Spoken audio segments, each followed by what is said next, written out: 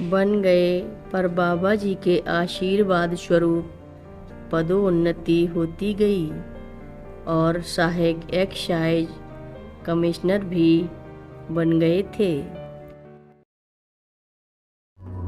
मंदाकिनी सलिल चंदन चर्चिताय नंदीश्वर प्रमथनाथ महेश्वराय मंदार पुष्प बहु पुष्प सुपूजिताय तस्मै मकाराय नमः शिवाय।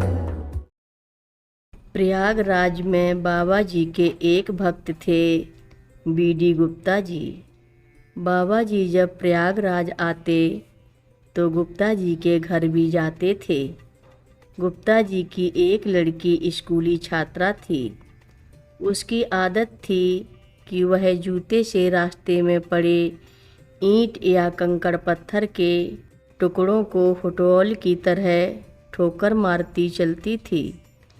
स्कूल के मैदान में भी ऐसा ही करती रहती थी। परिणाम स्वरूप उसके जूते का अगला हिस्सा जल्दी फट जाता। घर में डांट पड़ती थी, पर उसकी आदत छूटती नहीं थी।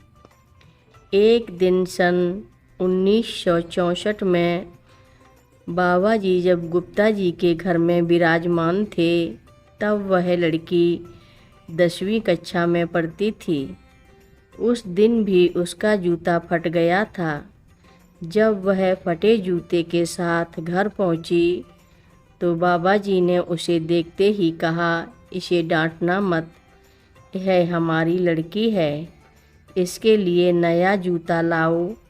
और उस लड़की को दुलारने पुचकारने लगे। फिर भविष्यवाणी की, तू बड़ी होकर हमारे पड़ोस में ही रहेगी। यह बात आई गई और हो गई। कुछ सालों बाद बाबा जी ने शरीर त्याग दिया। वृंदावन आश्रम में उनका तत्वपीठ मंदिर भी बन गया।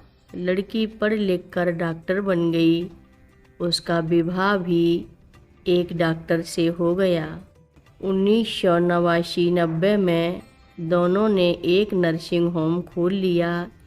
यह नर्सिंग होम वृंदावन आश्रम से मुश्किल से 250-300 गज दूर अटल्ला चौकी के पास है। नाम है दीप शिखा नर्सिंग होम। मज़े में चल रहा है। बाबा जी के बिल्कुल पड़ोस में है। हेमदा का छोटा पुत्र मंजुल कुमार जोशी 7वीं कक्षा का छात्र था। प्रयागराज में दादा के घर में प्रवेश कर ही रहा था, तभी बरामदे में बैठे महाराज जी की निगाहें उस पर पड़ गईं। देखते ही उन्होंने कहा, पीसीएस, आईएएस और 1980 में मंजुल ने पीसीएस परीक्षा में प्रथम स्थान प्राप्त कर लिया था। खुश मिजाज जोशी जी पदोन्नति से आईएएस भी बन जाएंगे। बाबा जी की भविष्यवाणी जो उनके साथ है। बाबा जी लखनऊ के नजरबाग मोहल्ले में एक भक्त के यहाँ रुके थे। उनके एक भक्त श्री पूरन चंद पांडे जैसे ही उनके कक्ष में घुसे, उन्होंने कहा, आ गया डिप्टी कलेक्टर। उस समय केवल 5 जगह खाली थीं और पांडे जी का नंबर 7वां था। जब पांडे जी ने शंका व्यक्त की तो बाबा जी बोले, हमने कह दिया। कालांतर में पांडे जी आईएएस होकर कमिश्नर पद से रिटायर हुए थे। बाबा जी प्रयागराज में विराजमान थे। उसी समय एक युवक केशरवानी लखनऊ में इलाहाबाद पीसीएस की परीक्षा देने आया था। जब वह बाबा जी के दर्शन करने आया तो बाबा जी उसे देखते ही बोले, आ गया एक्साइज इंस्पेक्टर 2-3 प्रयासों के बाद भी केशरवानी PCS परीक्षा उत्तीर्ण न कर सके थे। अंत में एक्साइज इंस्पेक्टर ही बन गए, पर बाबा जी के आशीर्वाद स्वरूप पदोन्नति होती गई और सहायक एक्साइज कमिश्नर भी बन गए थे।